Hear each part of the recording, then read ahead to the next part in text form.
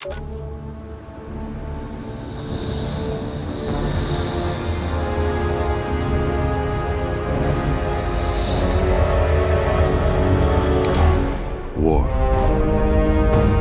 War never changes. Welcome back, ladies and gentlemen, to Fallout 3. My name is Camel, and today we will be taking a look at all of the Easter eggs, secrets, references, and hidden curiosities that I could find within Fallout 3's DLC, The Pit. Now, if you're unfamiliar with the Pit, it is one of the worst affected areas in all of Fallout lore. It's the most vile concoction of nuclear fallout, industrial waste, and pollution, and it's been cooked up into one of the darkest, grimmest, and grittiest places in post-apocalyptic pop culture. It's set in the ruins of Pittsburgh and it's called The Pit. But don't be disheartened by that steely description, as if you are from Pittsburgh, then you're going to love this video, and if you're not, you'll probably love it too, as The Pit is littered with local references and Easter eggs to enjoy. Now, if this kind of stuff does interest you, be sure to check out my other Fallout and Easter egg videos that I've already done. Links to them can be found down in the description via the playlist link, or you can just rummage around on my channel. Feel free to do whatever. Now, down there in the description, you can also find all of my social media links. Be sure to follow me on Instagram and Twitter, and be sure to check out my merch store with over 100 items carefully designed by myself and other amazing artists. Not that I'm an amazing artist, but you know, a man can dream. Now, I'd also like to give a massive thank you to everyone who helped me with this video, as we did stream the behind the scenes of it over on Twitch. So be sure to head over there and follow, and you can come say hi in a live stream if such things interest you. I would love to see you there. But for now, let's get on our best rat suit, crack open a Nuka-Cola, and head on into the Pit. To start off, within the mill, we can find a pit raider that goes by the name of Everett. Firstly, his name is likely a reference to the town of Everett, Pennsylvania, a place not too far from Pittsburgh. But more interestingly, this man Everett has a ton of other Easter eggs for us, as he is involved with an unmarked quest called the Mill Worker, in which, scattered across all of the pit, there are a total of 100 steel ingots hidden in various nooks and crannies. Now, for every 10 steel ingots that we turn into Everett, we will receive a reward from him, and some of them are sneaky references. The first of which is the reward for handing in a total of 40 steel ingots. How about I give you some metal this time?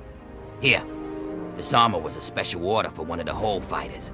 Great against bullets, but didn't help him when he got pushed off the bridge. What we get is a very nice set of slick slacks. It's a unique variant of the Raider throwdown armor called the Metal Master Armor. But for this Easter egg to work, we need the next reward, which is of course gained for handing over a total of 50 steel ingots. Bit of a weird one here. Found it from some suck out of town. Some genius got to tinkering with his laser. Polished metal barrel, a few prisms in there, and he got this lethal light show. This is a unique laser rifle called the Metal Blaster. Together we have the Metal Master Armor and the Metal Blaster, Master Blaster. Combining these forms a reference to the combo character's Master Blaster from the 1985 post-apocalyptic movie Mad Max Beyond Thunderdome. Master being the smaller dude with the brains, and Blaster being the big dude with the brawn, working hand in hand, just as the Metal Master Armor and the Metal Blaster do. Now, after turning in a total of 70 ingots, Everett will reward us with an armor piece called Leather Rebel, and say this about it. Guess you earned this. Used to belong to a desert priest. Said wearing it made him bulletproof. Of course, that didn't stand up to a little testing. But damn if it wasn't a gloriously fun time. Now, the name of this armor itself and the dialogue surrounding it is a reference to the heavy metal band Judas Priest, who have a song titled Leather Rebel, just as the armor is named. And as Everett says, the Leather Rebel armor used to belong to a priest, Judas Priest. He also says it supposedly made the priest bulletproof and was a glorious fun time. These lines are actually extracted from the lyrics to the song Leather Rebel, specifically the lyric, and I quote, "bulletproof and bound for glory." So there's a pretty cool note, but sadly the armor in-game does not in fact make you bulletproof. Following this, the reward that we get for giving Everett a total of 80 steel ingots is a unique auto axe called the Mauler. This weapon is named in reference to the Pittsburgh Maulers, who were a short-lived football team that competed in the 1984 season of the USFL. That being the United States Football League, which was also short-lived and only lasted between 1982 and 1986. So if you haven't heard of the Pittsburgh Maulers, there's probably why. However, with that said, both the USFL and the Pittsburgh Maulers have come back into existence as of 2021 and 2022 respectively. So there's a cool niche local reference. But along with the Pittsburgh Maulers, when Everett gives you the Mauler, he says this: All the metal you're bringing in, I suppose it's worth giving you something to really help with those drugs. Here, this thing's mauled trogs and ghouls from here to Monroeville. Give it a whirl. Now this line is actually a reference to the 1978 horror film Dawn of the Dead, the original one, which was primarily filmed and set within the Monroeville Mall in Pennsylvania. And Everett also mentions that it has mauled trogs and ghouls, this being a nod to the zombies in Dawn of the Dead, given that the two aforementioned creatures, trogs and ghouls, are essentially the Fallout universe's equivalent of zombies. And to be honest, I think I'd prefer to face off against a zombie instead of a trog. And finally, when you hand over all 100 steel ingots to Everett, he will reward us with the tribal power armor, which is physically the same as Ashur's power armor. We'll get to that in a second, but once you finish this quest, you give him all 100 ingots. He will say this: Yep, guess you got every last one out there. You're one hell of a stealer, kid.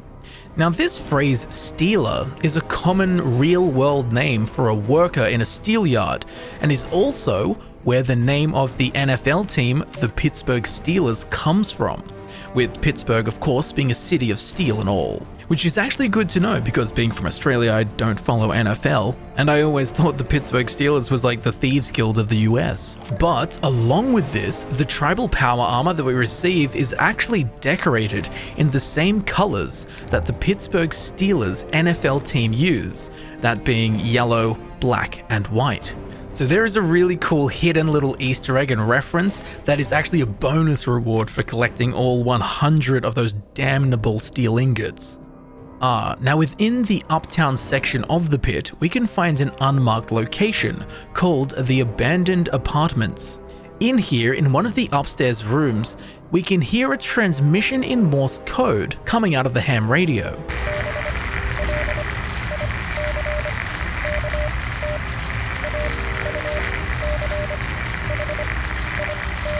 Now it's actually coming out in German, and given I don't speak German, nor do I speak Morse, I am trusting Google's translation, which to English translates to something like, "And if you stare too long into the abyss will stare right back into you." Now this is a famous line from Beyond Good and Evil, published in 1886. By, of course, the famous philosopher Friedrich Nietzsche.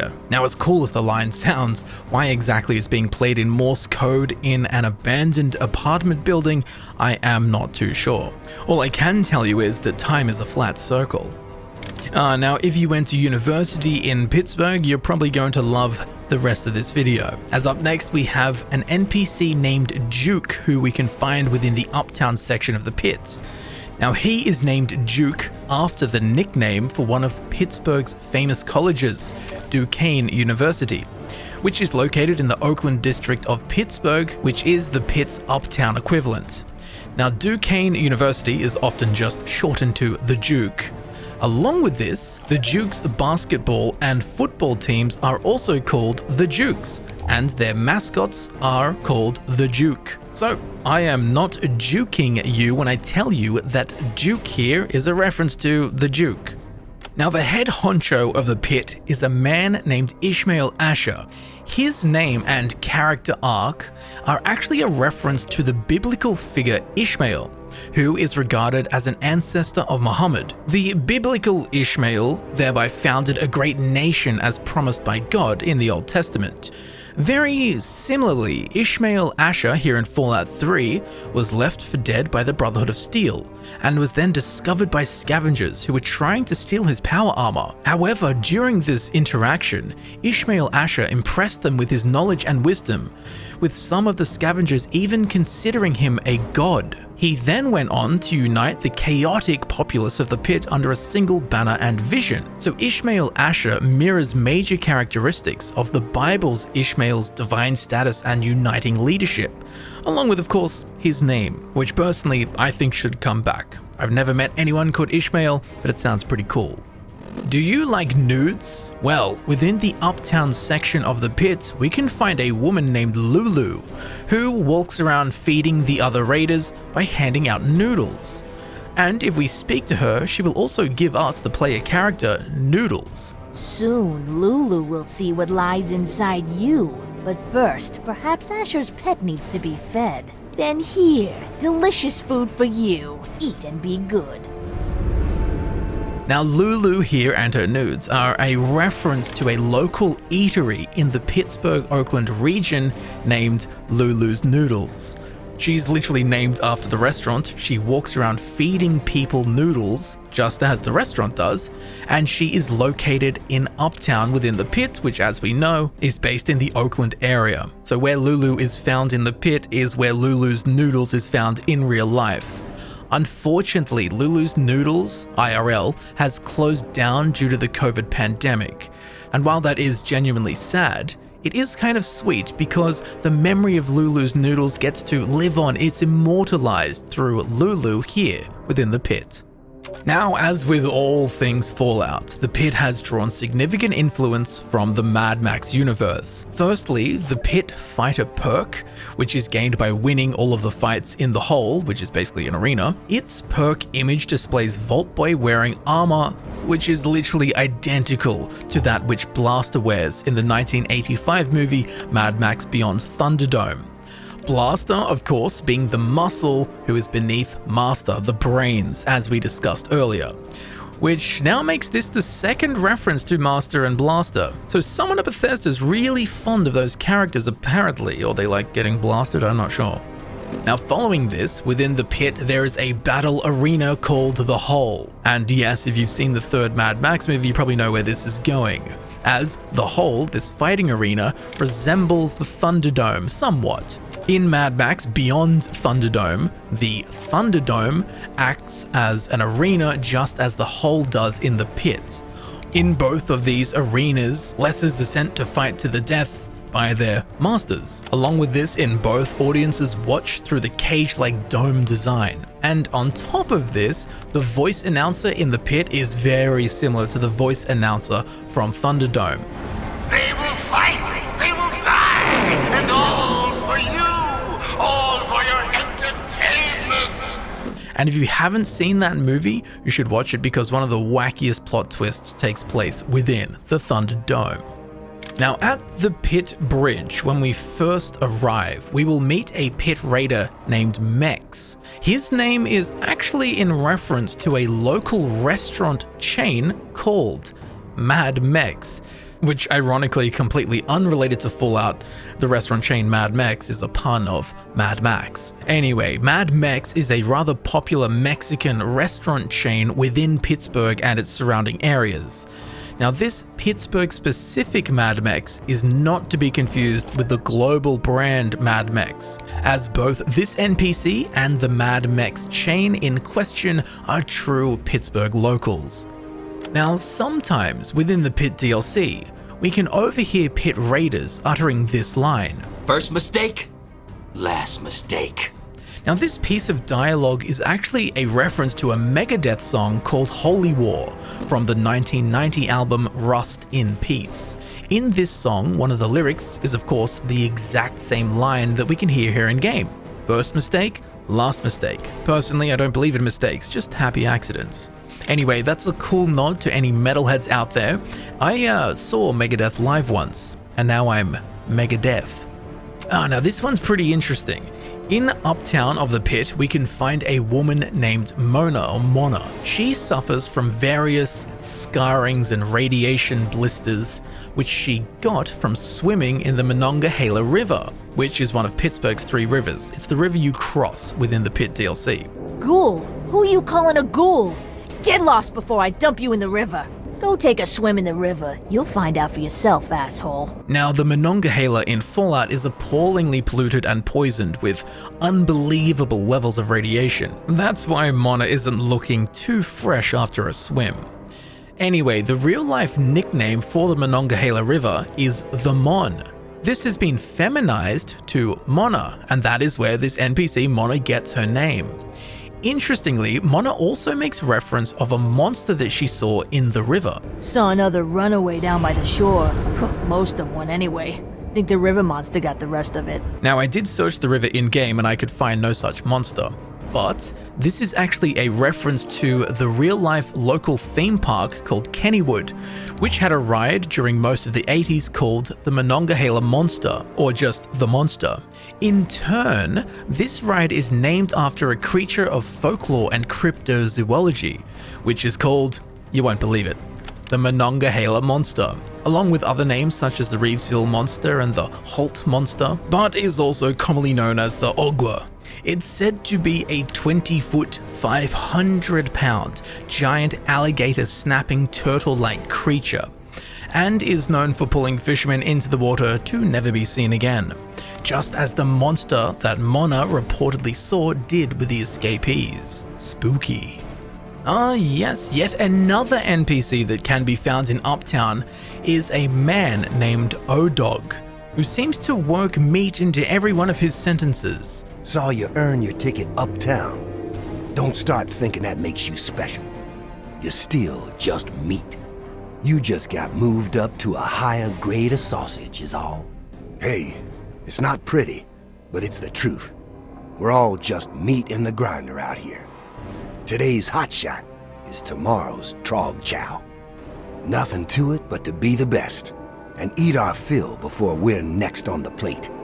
Work hard, and you might just be a grade A cut like me. You never really know what kind of mystery meat you'll get when interacting with him. Now, all of this meaty conversation is actually quite fitting, as O-Dog is actually named after a real-life restaurant or eatery called Essie's Original Hot Dog Shop, located in Oakland, or Uptown as it's called in the Pitt, the same place O-Dog in-game is found. Now, Essie's Original Hot Dog Shop is nicknamed by locals as the O, or the Dirty O, and they are famous for their hot dogs. Hence, we get a meat-obsessed in-game character named O-Dog. Also, on O-Dog's corpse, we can find that he is actually carrying strange meat, just like the unknown realm of what's actually inside a hot dog. Now, unfortunately, much like Lulu's Noodles, Essie's Original Hot Dog Shop was forced to close in 2020 due to the COVID pandemic.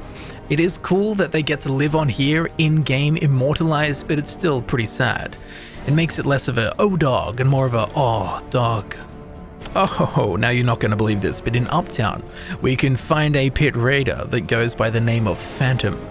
This rather strange name has two very possible and equally likely origins, although I think the second one is more likely. Firstly, at Pittsburgh's only amusement park, Kennywood, the one we spoke of earlier, there was a roller coaster ride called the Steel Phantom. Of course, it's Pittsburgh, they had to work steel in there somewhere. Now, the Steel Phantom was later rebuilt and renamed the Phantom's Revenge. Ooh. More likely, however, Phantom here in-game gets his name from arguably Pittsburgh's best known and most popular pop culture emporium, which is called Phantom of the Attic. Now, this is a comic book store and an RPG gaming hub located in Oakland, which, as we know, Oakland in real life is where Uptown is in the Pitt. Now, just as a side note, this comic shop just happens to be located less than a block away from Lulu's Noodles that we spoke of earlier. I don't know for sure, but I've got a hunch that one of the BGS devs went to university in Oakland and put all their favorite places into the Pitt, which, let's be honest, we love to see it.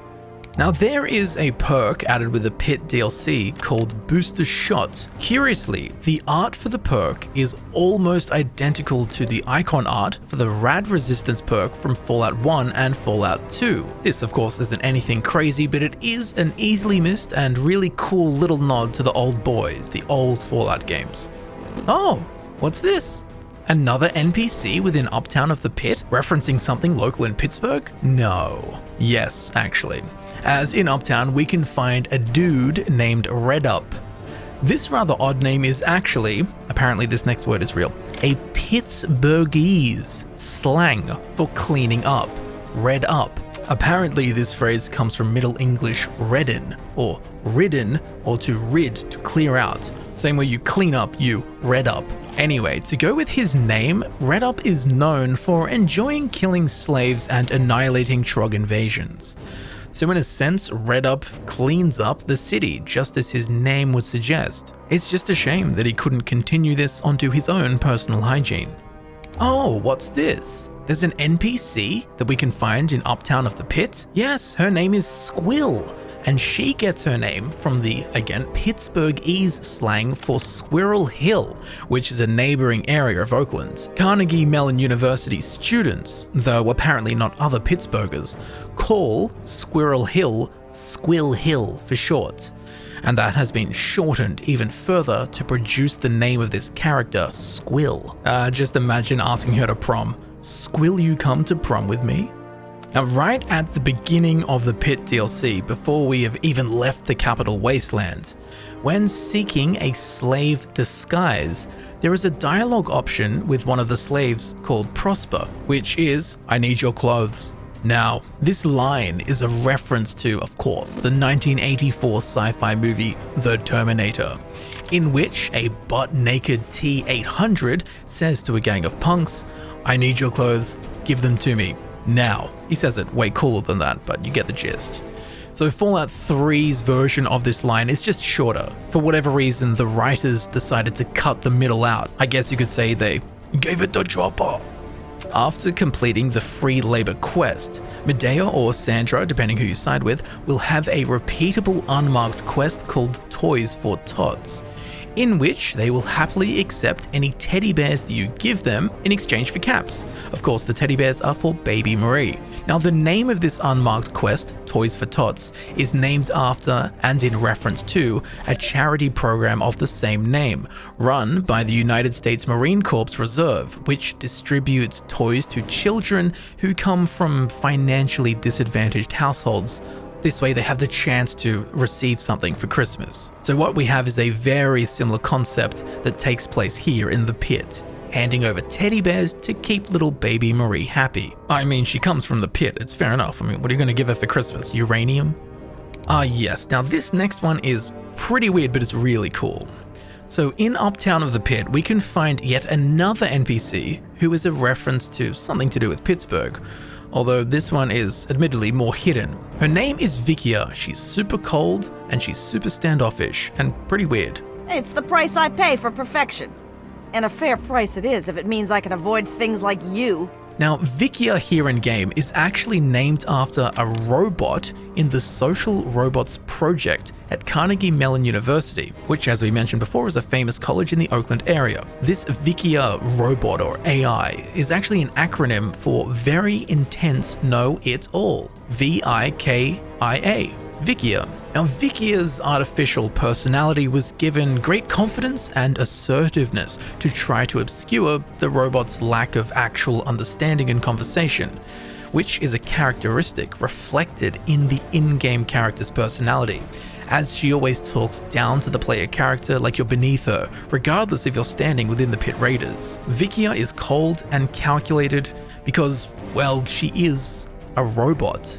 And taking this Easter egg even further, Vikia here in the Pit is actually a robot, like she's a synth, as on her corpse we can find a fission battery, a sensor module, and 2 scrap metal. It's a very subtle hint to her robotic origins. Now, this super specific Easter egg in particular makes me certain that one of the Pit's developers studied in Pittsburgh, likely at Carnegie Mellon University, as such an obscure reference as Vikia would quite frankly have to be an inside job, as even just trying to find information on the Social Robots Project, let alone Vikia, felt esoteric and obscured. So I don't know who it is, but someone at BGS is definitely a Pittsburgh local, or they studied there for quite some time. Who knows, maybe even the robot Vikia is working at BGS. Nonetheless, overall, it's a really cool Easter egg and I love this reference. Now, outside of Haven, we can find a large humanoid statue forged of scrap and twisted metal. This seems to be based off of the Wickerman, which is a totem built by priests of the Celtic paganism better known as Druids. Allegedly, these Druids would build these huge humanoid effigies, these Wickermen. Then they would stuff it full of humans and animals, then set it on fire, in turn sacrificing all of these people and flock to whatever ancient gods they worshipped. Now, not only is the statue in the pit similar in stature and surrounded in fire, but we can actually find human body parts within it, just like the Celtic Wickerman. And yes, this is where the Burning Man festival comes from. Feels ironic at the end to go back to the start, but the very first character that we meet within the Pitt DLC is a man named Werhner. He is one of the more intelligent Pitt raiders, and he was actually the right-hand man of Ishmael Ashur, the leader of the Pitt. Now, seeing the opportunity to do good by the people of the Pitt, Werhner turned cloaks, so to speak, and is plotting a slave uprising to use baby Marie's immunity to liberate the slaves and people of the Pitt. Now, given his name and his actions, he is likely a reference to Werhner Von Braun, who was a rocket scientist in Nazi Germany. But he defected and allied himself with the US, taking his technologies with him to better mankind, rather than serve the dirty dank lord, just as Werhner here in the Pit is doing in-game. Now, if you like rootin', tootin', shootin', then you're gonna love this next one, as within the Pitt's steelyard, we can find a dead Pitt slave named Wild Bill. On his corpse, we can find his unique .32 pistol, called Wild Bill's sidearm. Wild Bill and his .32 revolver are in reference to Wild Bill Hikock, an American old Western folk hero, known for his life on the frontier as a soldier, a scout, a lawman, a gambler, a showman, an actor, and for his involvement in many famous gunfights. Now, when Wild Bill Hikock was killed, he was wearing a Smith & Wesson 5-shot single-action .32 caliber revolver, the exact same type of gun that Wild Bill here in the Pit can be found with, namely Wild Bill's sidearm. Also, Wild Bill's sidearm has a much faster fire rate outside of VATS when compared to normal .32 pistols in Fallout 3. It fires just about as fast as you can hit the trigger. It also has higher damage, DPS, and crit damage. Now, these aspects of the gun are of course also in reference to Wild Bill Hikock and his famed gun-slinging escapades. And with Wild Bill, we have slung ourselves all the way to the end of the Easter eggs that I could find within Fallout 3's DLC, The Pit. I'd love to hear from you and know what your favorite hidden reference covered in this video was. I'd also love to know if you have any extra information to shed more light onto any of these Easter eggs and secrets, or if you know of something that I missed in this video. The collective power of all of us together will be much greater than just mine, so I always appreciate your input. I would also love it if you came and followed me on Twitch. I haven't been doing it too long, but it's always good to see some new names in chat while we hang out. With that, be sure to follow me on Instagram and Twitter, along with hitting up all my other social media links down in the description. Be sure to check out the merch store. It's a great way to support the channel while also getting some epic loot at the same time. And if you do wish to support the channel in a more personal way, you can become a patron on Patreon, a member here on YouTube, or subscribe on Twitch. As I'm sure you know, all of my time and energy goes into making these videos that I create for you to enjoy, so your support is most genuinely appreciated and welcomed in any and all forms. So thank you very much for watching, thank you for supporting the channel. I've been Camel, and I will see you very shortly in the next video. I'll see you there soon.